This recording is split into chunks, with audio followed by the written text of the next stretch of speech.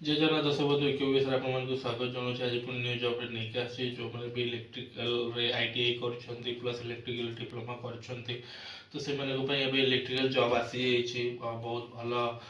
Job आम रोचे भुवनेश्वर भितर लोकेशन तो जो मैंने भी चाहते रहा खाଇବା फैसिलिटी भी रोचे जो मैंने फ्रेशर अच्छा 12,000 टका सैलरी प्लस रहा खाଇବା सुविधा जो मैंने भी एक्सपीरियंस अच्छा 15,000 टका सैलरी रहा खाଇବା तो जो मैंने भी चाहूले इलेक्ट्रिकल किसी भी माने ट्रेड रे एजुकेशन नहीं कि कौटी कम कर इलेक्ट्रिकल तो से मैंने जो एक्सपीरियंस अच्छा आम पाखे बहुत गुड़े वैकेंसी अच्छी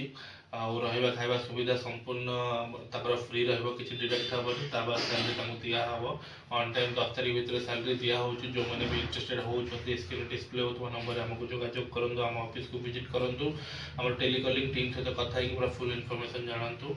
बहुत किसी जिन आप टेलीकलर सहित आम कथा जानने पाइबे सब जिन तो आज थैंक यू जय जगन्नाथ नमस्कार।